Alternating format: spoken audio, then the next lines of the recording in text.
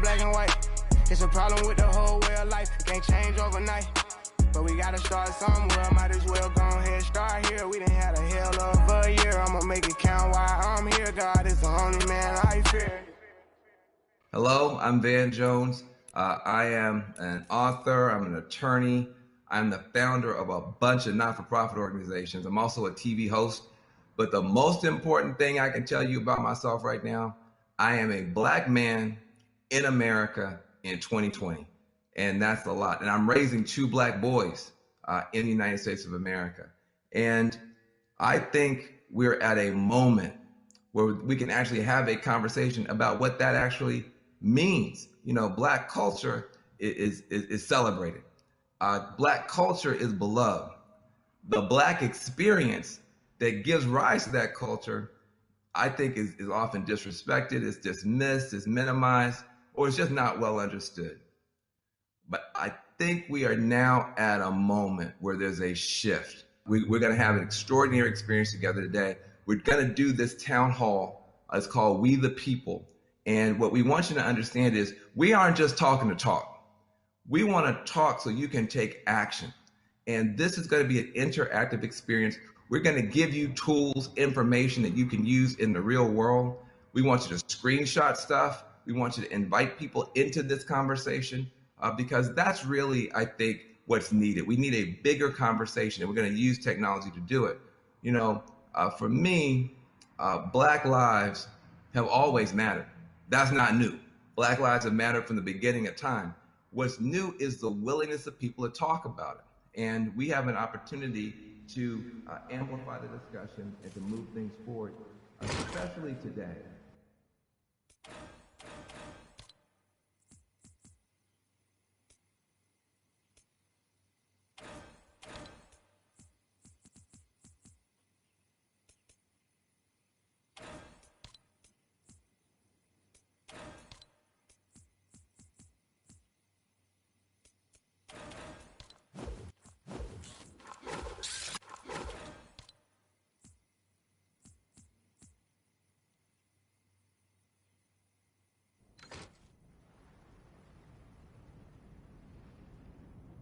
And she is one of them. So please welcome to this conversation, Elaine Welteroth.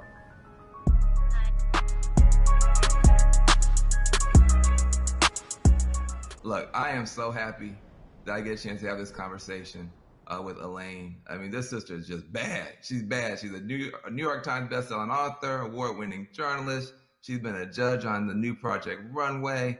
I mean, she messed with Michelle Obama. She's just bad. So I want to talk to you about this moment. It's just been such a mix of inspiring protests and killings and stuff like that. Talk to us about your range of emotion over this past period of what I call this great awakening around justice. It's been really heavy. It's been really emotional. You know, this is not new for Black people in America, right? We have been grieving for a long time around these same kinds of senseless murders. I wrote about, Philando Castile's murder, which really represented in my book, and I wrote about it from the perspective of being one of very few Black people in the office at the time, when I was so devastated. So it was so hard to get out of bed that morning, let alone proceed as business as usual. And I wrote about what it was like coming into the office that day, expecting or anticipating that other people might be feeling some of what I was feeling, just as humans, as, feeling, thinking humans, and feeling like everyone was able to move on like business as usual. It feels so relevant once again now, thinking, 4 years later, here we are again. But the difference is that the response from the rest of the community, folks who are non-Black, are finally seeing this moment as a wake-up call to get off the sidelines and to get involved and invested in this fight for justice. So I can say that since being in the streets and attending a number of protests, there is something different in the air this time. There are a lot of emotions I think we're all moving through or trying to move through to get towards the collective action that we all need to take. There is so much work for all of us. So I think we're all feeling that pressure. We're feeling that weight. But I think we're also feeling empowered that this time has to be different. It has to be different. You've been on this. I mean, you really have been not just an inspiration, but you've been offering really education to a whole new generation through Teen Vogue. And you were doing it when it wasn't. Now it's trendy. Now it's popular. But you were doing it when it wasn't trendy, when it was kind of shocking to see Teen Vogue taking on these issues. Why did you make that choice? Because you're saying other people now are going to have to make similar choices to be a little bit more brave and bold, but you were doing it when it wasn't cool. Why? And talk about that. By speaking just about fashion, we were ignoring the range of interests that were central to them, the issues that mattered to them in the world. And so we made sure that we were creating more of an intersectional feminist focus, and that included fashion and pop culture, but that also spoke to, you know, intersectional feminism and social justice issues. Black Lives Matter. You're right that there was no model for success for that at the time. There were a lot of people that were like, "Oh, Teen Vogue, talk about politics, justice issues," like, and we got pushback. You know, folks thought it wasn't our place to go, but the reality is that young people have been at the forefront of social justice issues for generations. It was certainly, I won't say scary, but there was an uncertainty about how it would pan out, but we knew that we had to do the right thing. And we felt we had to be a part of the right side of history. And I'm very proud to say that we have been, and I'm so proud of the team there that's leading that charge today. But you're right in that I think a lot of companies are now confronting that same reckoning of, what do we mean now? How do we mean more to our community? How do we right size to make sure that we're meeting this moment and that we are on the right side of history, and that we are better serving our community and our audience, our consumers? Well, let's talk about that, though, because you can actually give some advice to people who are working at these brands, whether they're at the top or whether they're the intern. You know, these brands are going to now have to do some of what you've already done. I mean, when you're a pioneer, that means you've been there, done that. What do these brands need to do to get relevant and to catch up to this moment? So there's 3 steps I would say that any individual brand or corporation can follow. First of all, you have to take inventory of where you are. You can't be a part of a solution if you don't recognize how you are part of the problem. Oh, you better preach. Can you say that one more time? Just preach. I think, like, nobody wants to say they're racist. Nobody wants to I raise their hand and say, I haven't done my part here, or I recognize that I could do better. And so it's, I think, important to just acknowledge what you play, what part have you been playing in this, and take inventory. What does the complexion of your newsroom look like? Who's in your boardroom? Who has those board seats? And let's look at every level of management, all the way down to the intern level. Take an honest assessment of where we are. And I don't mean just looking at your campaigns. And so we have to push ourselves to go further. And so that's part of step 1, is taking inventory. Step 2, take ownership, acknowledging where you need to change, where you need to do better. And then the 3rd step is take action, do better, commit to being a part of solutions that are going to move us from where we are to a better, more equitable future. So, for example, Sephora said they're going to give 15% of their shelf space to Black-owned brands. Now, I think, to me, that's a lot. I mean, does that strike you as too much, too little? I mean, what is that, when you talk about taking action, is that the kind of action, or what kind of action might really meet the moment? Is there something I can do with my contacts, with my experience, with my skill set? What can I uniquely do? I hope everyone's asking themselves that question.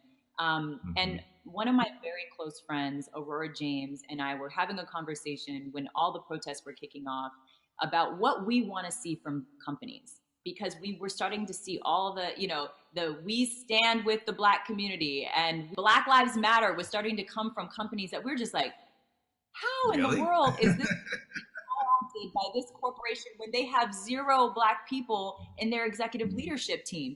Something's not adding up. And so what we sat there and we thought about, what is our ask to brands? So Aurora James, who is my dear friend, and she is a Black business owner. She's a successful accessories designer. She and I spoke, and she decided that she was going to say, I want to start something. And this is the kind of the origin story for what became the 15% pledge. And now the 15% pledge, which Aurora James founded, and I'm working with her on, it's saying to corporations, specifically big box retailers, you need to go beyond making a statement to stand in solidarity with the Black community. You need to go beyond even a one-time donation. What we are asking for is 15% of your shelf space to be dedicated to supporting Black businesses, Black-owned businesses. That is a big ask. And the reason we decided 15% is because 15% of the population, nearly 15% of the population is Black. So let's see ourselves represented equally on your shelves. And it has been 3 weeks, and this thing has already exploded. It has gotten so much momentum, which is so exciting to see. Listen, I hope that we can empower Black business owners, because they are the most impacted during the coronavirus. And for anybody who's watching and wants to get involved with the 15% pledge, I really encourage you to go to the website 15percentpledge.org and sign the petition. So help us keep the pressure on these companies to continue to fuel money, to put money back into the Black community. And if all 4 of these retailers that we're targeting take this pledge, this will mean over $14 billion being funneled back into the Black community. So it is a really big mission, and we're really excited about the impact that we can make if we all come together and push brands to do the right thing right now. Well, listen, I also want to thank you for what you're doing. I want to thank you for what you've been an educator, you've been an inspirer. Now you're somebody who's actually pioneering a pathway forward. You got a commitment from these corporations because you have a commitment in yourself to change. And I hope other people take inspiration from you. Thank you so much for being here. We're behind you 100%. 100%. Thank you, fan. I appreciate you, and you too. I'm such a fan of the work that you do. You're such an important voice, and I'm a fan. I keep doing what you're doing too. This is an honor to be interviewed by you, so thank you. Hip hop is a universal sound, but it does a lot more than just entertain. Hip hop educates, hip hop motivates. It's the voice of a generation, and every generation finds a voice in hip hop. And this new generation is no different. Atlanta artist Lil Baby has really stepped up to the plate. He's got a new song he penned in the middle of all this. It's called The Bigger Picture, and he put some visuals to it. Check out the video. They training officers, the killers, then shooting protesters with these rubber bullets. They regular people, I know that they feel us. These scars too deep, they heal us. What happened to COVID? Nobody remember, it ain't making sense. I'm just here to vent. It happened to one of your people, it's different. We get it, the system is wicked, just learn how to pick it. Knowledge is power, I swear I'm a witness. I know that I'm gifted, I won't go too deep, cause I'm scared they'll get me, ain't scared to admit it. Somebody I can't mention, it's people who can. Well, here's the chance, I won't take the stand, but I'll take a stand for what I believe. Must not be breathing the air that I breathe. You know that the way that I bleed, you can bleed. I never been a fan of police, but my neighborhood know I try to keep peace, so it's only right that I get in the streets. March for a reason, I just on GP. How people die for us to be free. What do you mean? This was a dream. Now we got the power that we need to have. They don't want us with it, and that's why they mad. It's bigger than black and white. It's a problem with the whole way of life. It can't change overnight, but we gotta start somewhere. Might as well go ahead, start here. We done had a hell of a year. I'ma make it count while I'm here. God is the only man I fear. It's bigger than black and white. It's a problem with the whole way of life. It can't change overnight, but we gotta start somewhere. Might as well go ahead, start here. We done had a hell of a year. I'ma make it count while I'm here. God is the only man I fear. Atlanta has been the epicenter and the hotbed really of a lot of change over the years, and especially nowadays. It's interesting to see how Lil Baby taps into the Atlanta right now and brings it to the screen. I mean, that is 2020. That is what it looks like right now in that town. And I think he did a beautiful job of capturing it. I think the lyrics of this thing are just off the charts. He's in Jay-Z territory at this point, Bob Dylan territory at this point. It's bigger than black and white. It's a problem with the whole way of life. It can't change overnight. That's a whole political theory. that's college. I mean, it's to understand it's not just a racial issue. It's a whole bunch of other issues going on. It takes time to change things. There's a level of wisdom there, and I think it just comes out. This generation has seen so much already. They've gone through so much already. They know it's not a simple thing. It's going to take a long time, but that's different than fight the power. My generation, our anthems were all like, we're going to turn it over today. We're going to make change tomorrow. I think this is a new twist on hip hop politics coming through in the song. You can't have a political movement without political music. It's just never happened. You go back to the labor movement, civil rights movement, women's rights movement, you always have musicians and artists step up, because a revolution is a change of heart first, before anything else changes in law and politics and government, in the economy. The first change has to be in the human heart. And that's what art does. Art moves you, music moves you. And I'm just so proud that Lil Baby is using his platform to move this whole country forward and to move this cause forward. All right, my girl Jamel Hill is gonna take over for me. She gets the honor, I'm kind of jealous, but she gets the honor of talking to and interviewing the great Killer Mike. He is an author, he's an actor, he's an activist, he's a musician, he's a living legend. Listen to Killer Mike.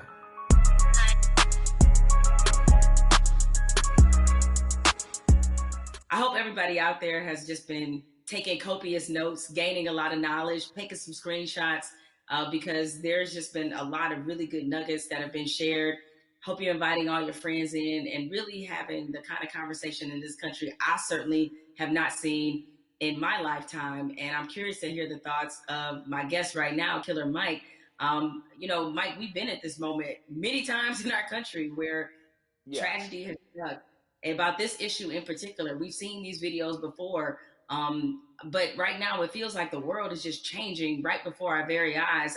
I can kind of imagine how some of our our elders felt during the civil rights movement, to see the world just changing right before our eyes. So you're there in Atlanta, where certainly there was a recent incident with Rashard Brooks. We've been absorbing everything that's been happening in the country up until this moment. So how are you kind of handling all of this emotionally right now? Man, as an American, it's hard, because it's just it's a growing pain of sorts. You know what I mean? We know that our country is progressing. We know that on the other side of that progression, that we all are going to be better. I think our community and people who are essentially descendants of the cornerstone of this nation, and the cornerstone of this nation is the Constitution is important, the Founding Fathers was important, but free labor allowed all that to stand.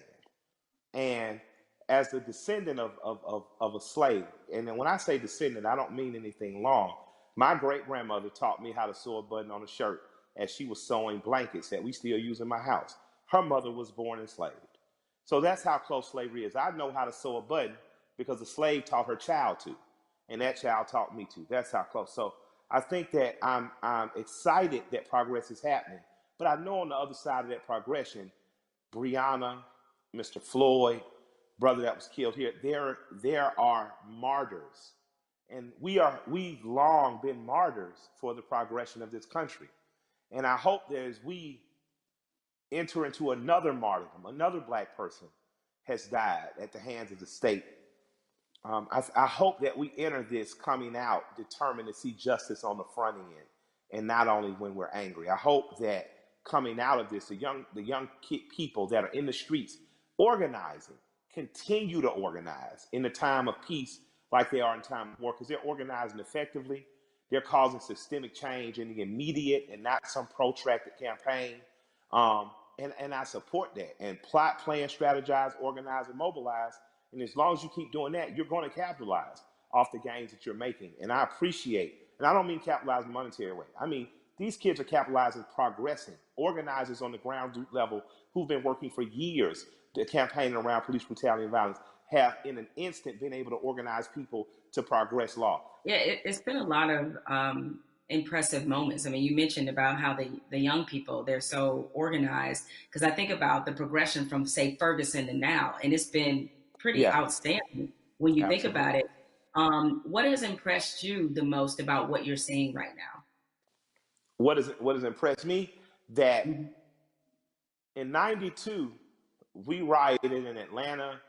There were riots in other cities. There were riots in Los Angeles. But there was such a stronghold on information, local news wouldn't let what other cities know until after it was over. What's impressed me is the ability to use technology. We haven't gotten as efficient as Hong Kong, but it's coming. You are seeing at a day and age where in an instant, people are able to mob on a place. People are able to say what needs to be said and go and get ghosts. You're seeing in an instant what our grandparents were able to do. Like we have a house party app in which people can sit down on that house party app.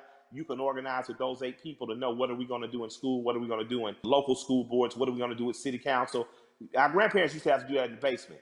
Now you're able to do it over your phones and organize effectively and immediately. So I'm impressed by the level of organization I've seen. Because when I was an organizer at 15, 16 years old, we'd have to literally meet for 30 days to plan something that you might strike that might be 3 hours or even 30 minutes, but you're constantly there. These kids are able to do it, and these young people and these organizers are able to do it in a blink of an eye. But that only happens when you train like Floyd Mayweather. Organizers are like Mayweather. They never not training, you know? And I think that these are the people, again, that we should be looking to follow in these times. But you dropped a mention of the House Party app. Mike, are you on House Party? You use it? I just found out about it. I got the cool people in my life hooked me to what's new. The 2 apps I'm most interested in right now are House Party, and there's an app called Convos that allows me to speak directly back and forth with people. That's a lot cooler than sometimes Twitter where stuff gets lost in translation. But, you know, I'm still over there tweeting with the angry moms and dads. Shouts out to the old folks.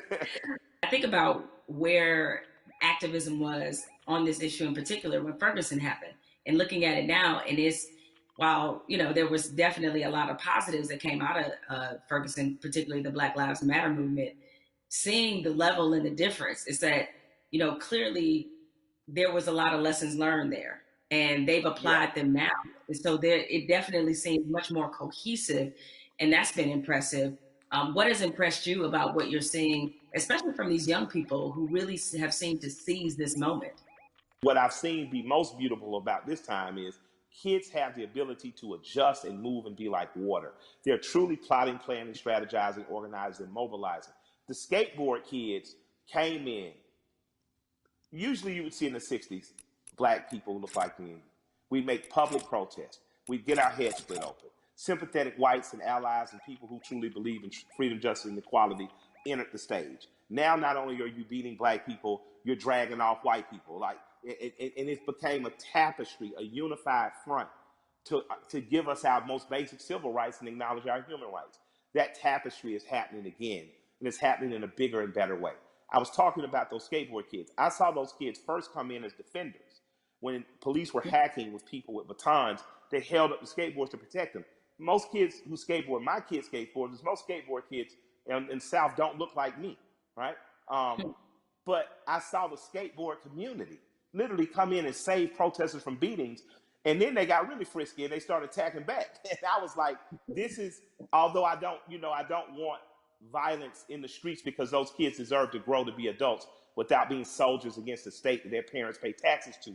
It impressed me that the proletariat showed government that you work for us. And in this moment, we are exercising our right to make public display of the evil that has happened. It makes me proud that I live in a country that has long promised equality, rarely given it to people who look like me, people who don't look like me defending. You made an interesting note and observation about the skateboard crew. And I think anybody who's watching has noticed that it's not just Black people who are out here protesting. No, it's not. It's a tapestry of people. It's a tapestry of people. The Amish. The Amish. Yeah. Wasn't that crazy? I didn't even know the Amish saw the news. I was thinking, who told them? Right? I was like, I didn't. Right? I was so impressed though. I was so thankful. My heart was filled with joy.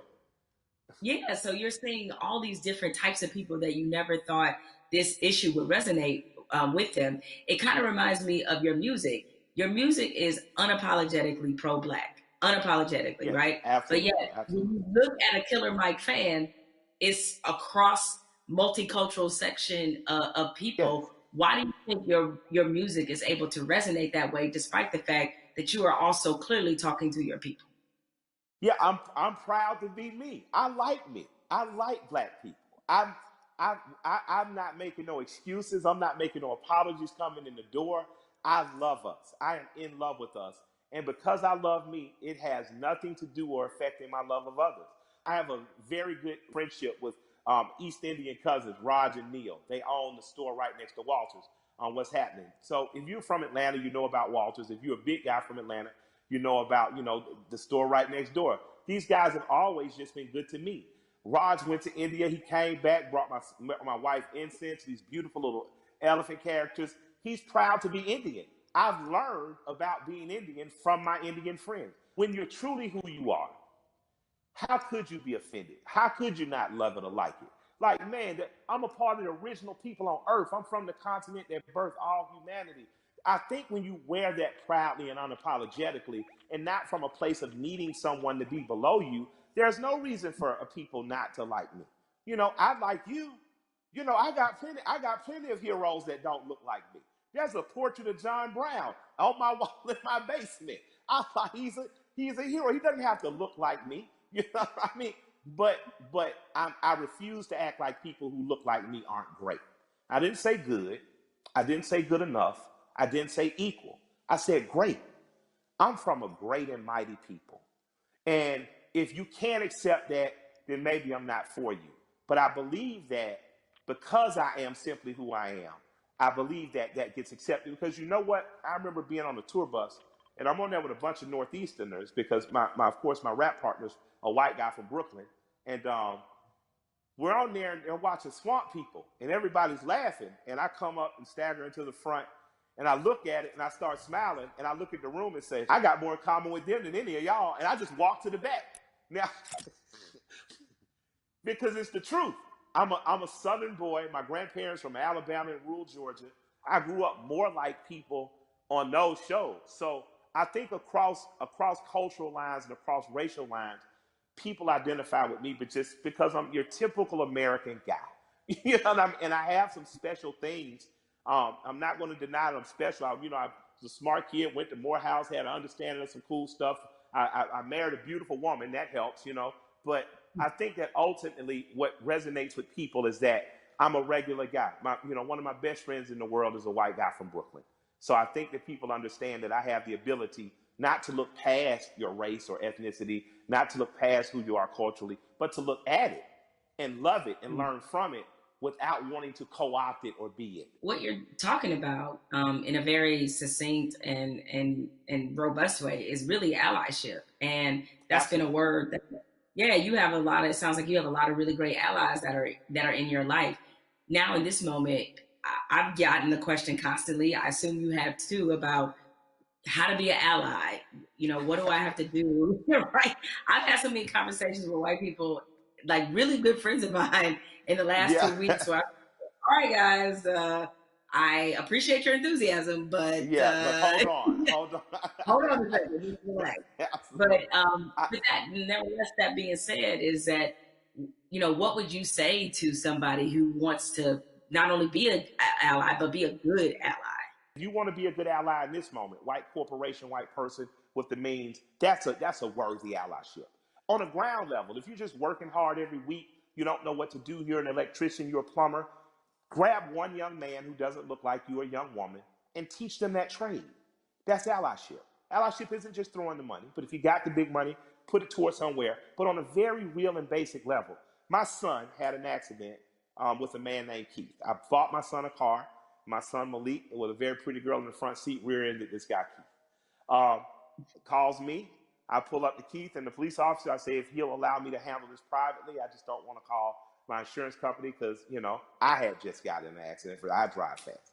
My son, Keith, in good faith, gave me the opportunity to do that. And me and this man became friends. I'm literally friends with this white man who told me about Atlanta pre-white flight and desegregation, who's taught me about fatherhood and the importance of presence in your child's life. That doesn't happen if we're not open for it to happen. So an allyship with white people doesn't have to be an organization of saving the world. But you do have to do what me and Keith did. You do have to, on blind faith, trust someone who doesn't look like you and allow that person to educate you. So an allyship is not just calling your black friend saying what I do.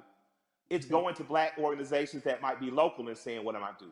It's calling your friend and saying, what's the next thing you're doing? And I want to be an extra set of hands. Doesn't mean you get to go to the black people meeting, but it does mean if they say, I'm going to feed people on Skid Row, you show up.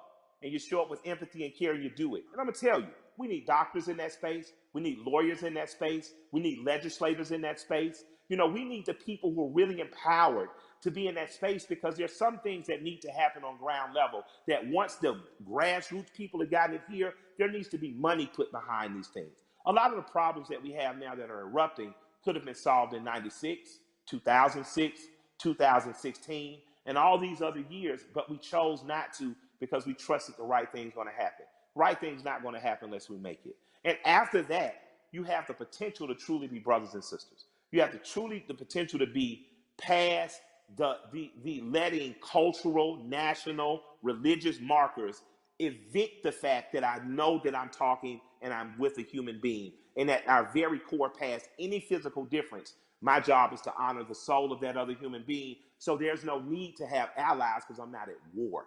I truly have a brother and sister. There's no need to have an ally because there's no threat of war. I refuse to send any 18-year-old boy or girl off to die.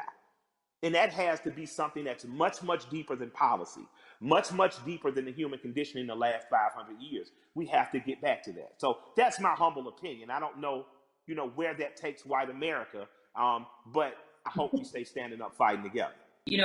Mike, we've been having this great conversation, and a lot of people watching, they probably want to know, because again, these things happen in flashes where 1 minute we're talking about this, everybody's fired up, everybody's willing to do things, and then the next minute, the momentum dies. So how can the people who are watching now, how can they keep this conversation, this action, this momentum going?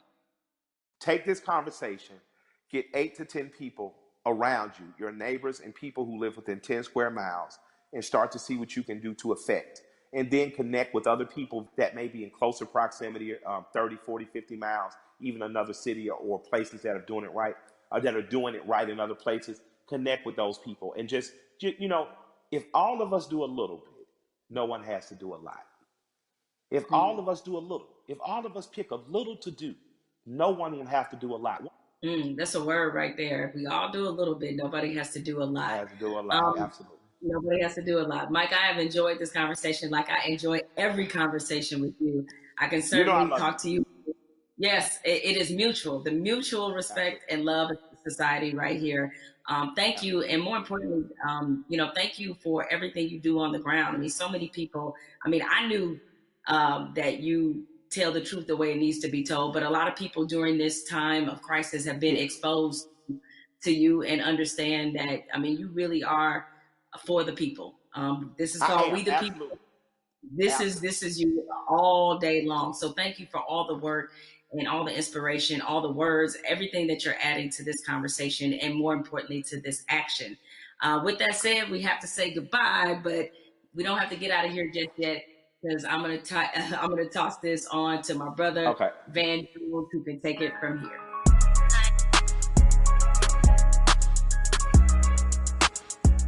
Jamel and I, we spent the past hour, we've been talking to Killer Mike, we've been talking to Elaine Welteroth. We also got a chance to see that amazing video from Lil Baby. Jamel, what did you get from your conversation with Killer Mike? And more importantly to me, what do you make of this moment that we're in? The one thing you can always expect from Killer Mike is blunt honesty. I think that's why a lot of people look at him as a really credible voice right now. He's honest about what he knows and honest about what he doesn't know. So I think when you have those elements, that's going to always make for a pretty good conversation. I'm with you. This moment at the same time is welcome. It's also a little bit surreal in terms of what took us so long to get here, to make sure that we're not always starting from ground zero every time we have to have a significant conversation about race in this country. Why do you think it's different this time? Because there have been videos before, and yet people still now act like they're shocked. Help me understand what's different this time from your point of view. What's your theory? It's two things that I think stood out about the George Floyd video. One, there was no yeah, but. And granted, in my mind, we've seen videos where there was no yeah, but people nevertheless invented a yeah, but. But in this one, there really wasn't one, even if you were Stretch Armstrong trying to stretch and find one, there just wasn't one. What always has just stuck with me is the look on this officer's face as he was kneeling on George Floyd's neck. It was so cold. It was as if this were Thursday.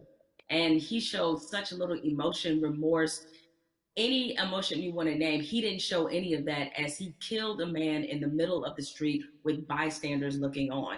So I think that situation, coupled with the fact we had already been reeling from Ahmaud Arbery, we had already been reeling from Breonna Taylor.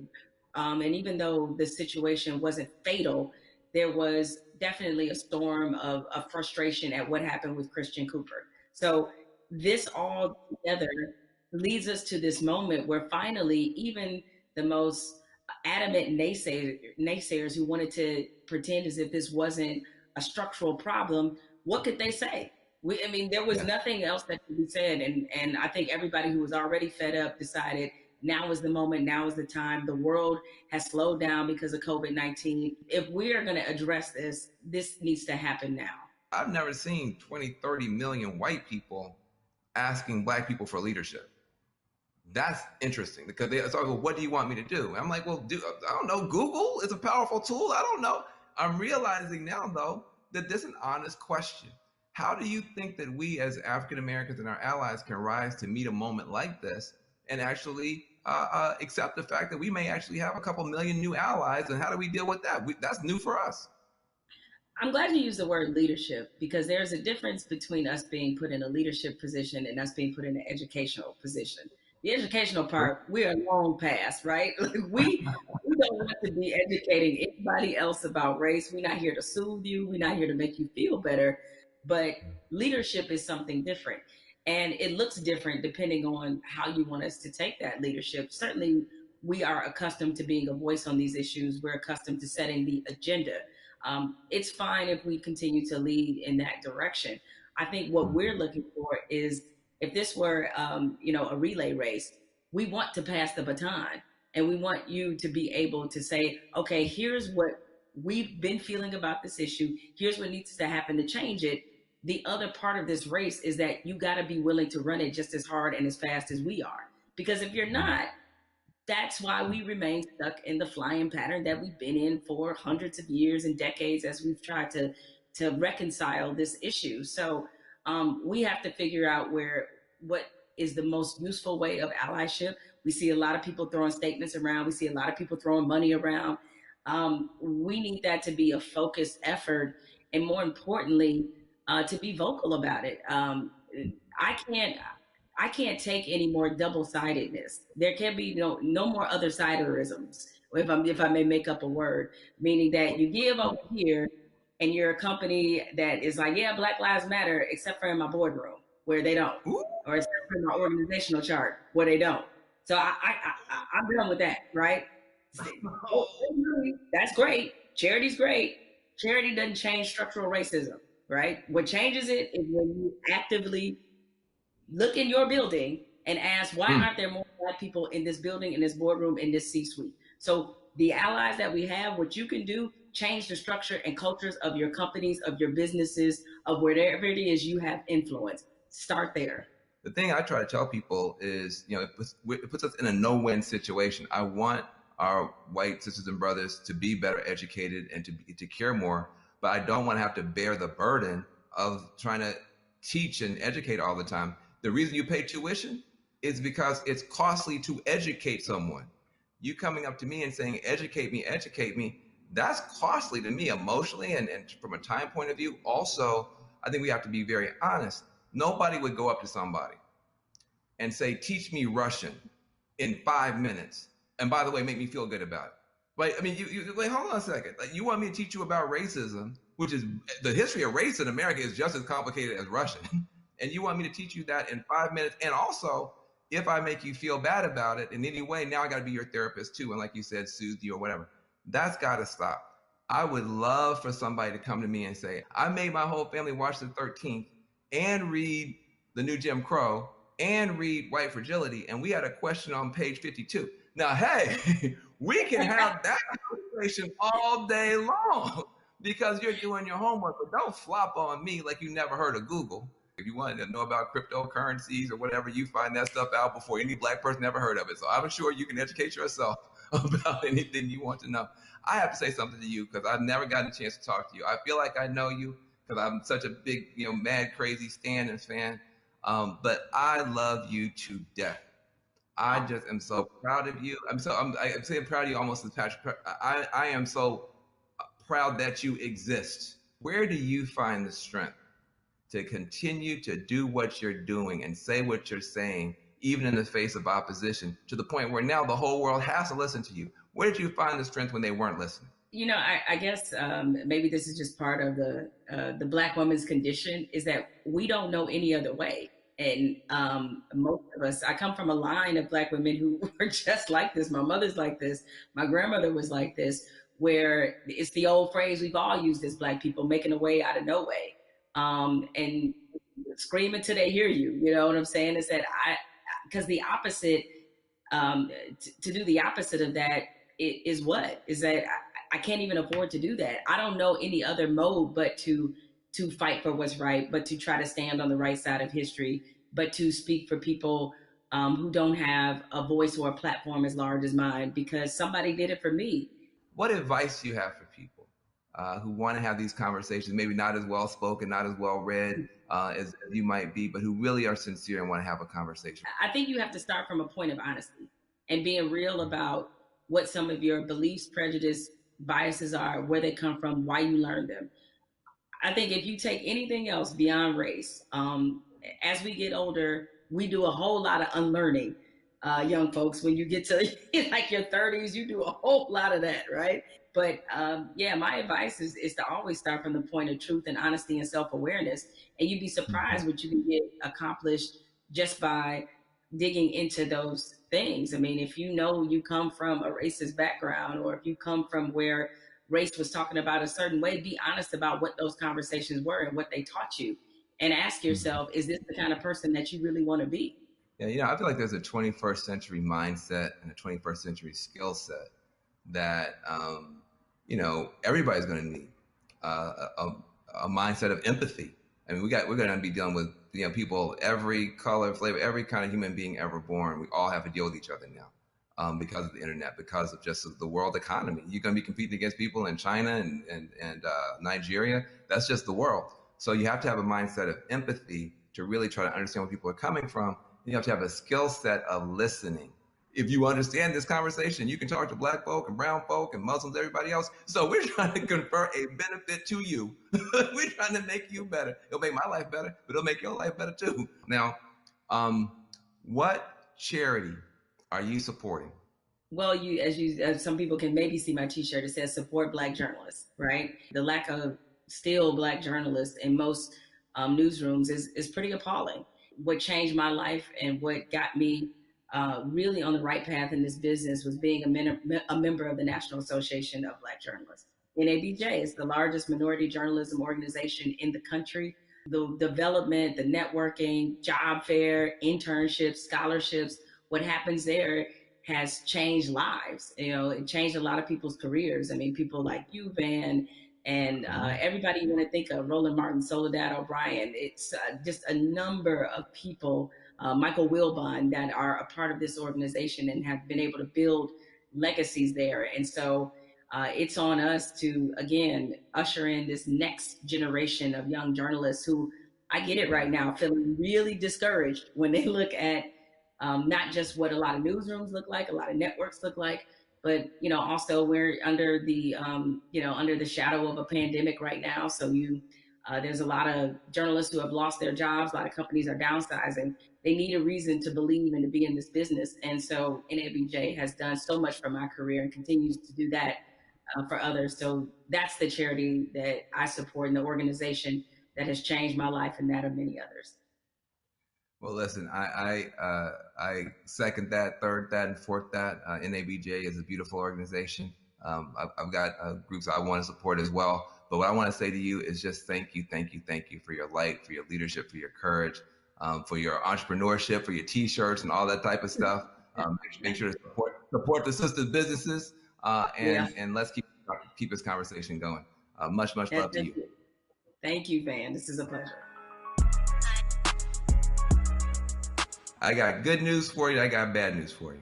The good news is that people are activating all around the world, all across the planet for change. That is a powerful moment. Here's the bad news. Unfortunately, this is not a one answer fixes everything situation. We're talking about systemic problems, which means it's not just one law or one person.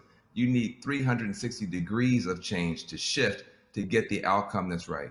But we can get there if we keep talking, if we keep working, if we keep building. And if we do that, we can reshape America. That can be done. It's been done in the past. We can move the whole world in a better direction. So I hope that your cell phone right now is full of screenshots of these tools that we've been trying to give you to continue taking action from this virtual town hall. When the stream ends, the conversation should not end. We got to keep pushing. We got to keep going. We are in an important moment in history. And what you do is going to determine the outcome. 2020 is going to be talked about for 20 years, 100 years, maybe 1,000 years. But the future's not written. It's up to what you and I do and what you and I decide is going to happen. So I want to give a special thanks to the powerful voices that we've had, Elaine Welteroth, Killer Mike, Jamel Hill. Make sure you visit 50percentpledge.org to learn more about the power of money. Also visit my organization, reformalliance.com. We're trying to make a change. Let's be about it, not just talk about it. I'm Van Jones.